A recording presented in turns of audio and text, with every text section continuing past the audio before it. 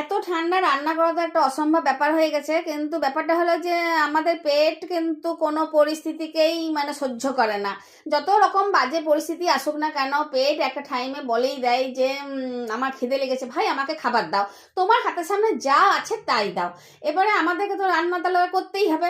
এবারে রান্না করতে গেলে পরিবারের বাকি সদস্যরা কি দোষ করলো, ওদের কথা তো মাথায় রেখেই রান্নাটা করতে হবে।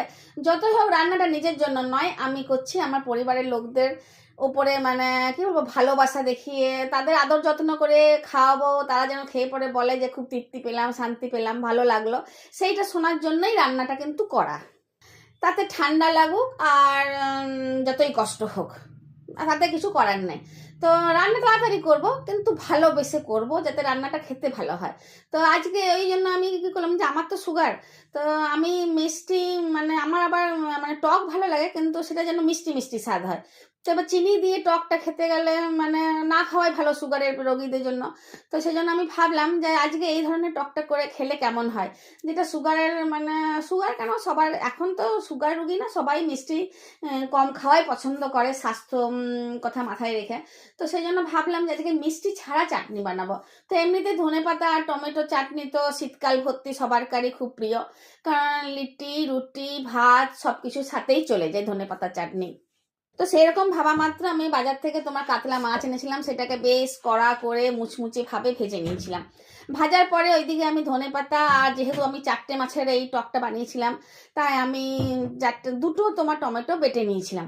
আর তেলে এবার সামান্য তেল দিয়ে তাতে তোমার ফোড়ন হিসেবে 4-5টা কাঁচা লঙ্কা চিড়ে ভেজে নিয়েছিলাম, দিয়ে তার উপরে এই ধনেপাতা বাটাটা দিয়ে দিয়েছিলাম। তোমরা দেখতেই পাচ্ছ যে মশলা হিসেবে আমি কিছুই দিইনি, শুধুমাত্র ধনেপাতা বাটা, টমেটো বাটা, আর তার উপরে হলুদ আর সামান্য নুন দিয়েছিলাম। চিনি কিন্তু দিইনি, একদমই দিইনি। তো এইটার পরে মাছগুলো দিয়ে পরে মাছগুলোকে ফুটিয়ে নিয়েছিলাম, কিন্তু এতটাই মুচমুচেভাবে ভেজেছিলাম যাতে মাছের যে মুচমুচে ভাব সেটা যেন সেদ্ধ হওয়ার পরেও নষ্ট না হয়। আর একদম শুকনো শুকনোভাবে ধনেপাতাটা মানে নেড়ে মাছের সাথে লাগিয়ে মানে গায়ে গায়ে লাগা লাগা করে নামিয়েছিলাম, যাতে ধনেপাতার ঝোল না থাকে। কারণ মাছের সাথে আবার ধনেপাতার ঝোলটা খেতে ভালো লাগবে না, যেটা ধনেপাতার চাটনি হিসেবে ধনেপাতার ঝোলটা যেটা ভালো লাগে খেতে। এরপর নামিয়ে নিলাম, গরম ভাতে খেতে দিলাম। একটা দুটো পদ এর সাথে দরকার, কিন্তু না হলেও চলবে, এমন কিছু নয় যে একদম দরকারই দরকার।